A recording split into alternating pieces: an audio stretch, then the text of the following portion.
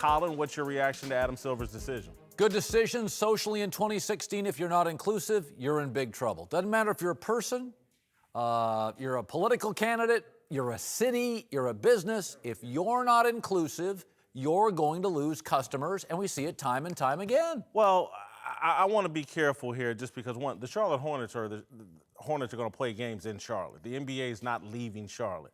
The NBA plays games in China and Mexico. And that's an issue with China's human rights record. Yes, yeah. And so there is no utopian place on this planet. And so what I find interesting, I don't want to say concerning, it's interesting, the NBA remains at the forefront of all this social activism. From this decision here to Donald Sterling, to I Can't Breathe with Eric Garner, to now with Black Lives Matter. So some of their star players taking stances. Absolutely. And the NBA more so than the NFL, certainly more so than Major League Baseball and the National Hockey League, has put itself at the center and forefront of all these issues.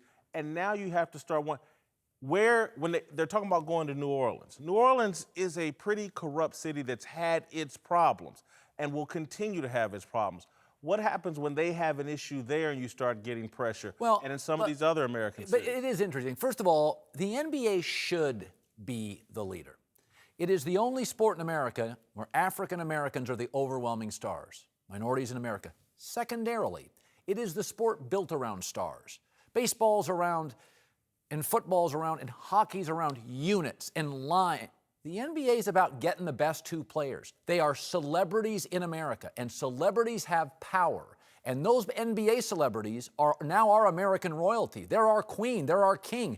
They have impact that an offensive guard doesn't have. They don't have more impact than Peyton Manning, Tom Brady, Cam Newton, Drew Brees, and a lot of these super-duper NFL stars. I would equate those guys. Okay, but could I argue they have more power in communities that have been oppressed and have been communities that haven't had a voice? We're talking about the LGBT issue right now, and that cuts across all racial lines. Certainly. Peyton Manning, Tom Brady, Drew Brees. You're concerned if you do this, what's next? Absolutely. And listen, I want to be crystal clear on this. As it relates to the LGBT community, I am against any kind of discrimination, and particularly discrimination against the LGBT community. However, what I want to say, I don't fully understand what happened here in North Carolina. One of my first jobs out of college was in Charlotte, North Carolina. I understand that community and that culture. I don't understand how we got to a point where they even tried to enact these laws. What was it in reaction to? I don't get. It's like some idiots trying to decide who gets to use what bathroom and who gets to disallow people from jobs. I don't fully understand how we got there, and I want a little bit more information. But I like an aggressive stance here because it's in my lifetime. I'm 50 now, right? You always have to pull certain people into modern times. There's always going to be stubborn people, rigidity among communities, businesses, leaders, and people. And if the NBA goes a little overboard occasionally on their stance, I think historically you need people to have courage and take stands like this. I think these laws are wrong and need to be fought against. The only thing that concerns me is we're so polarized in this country.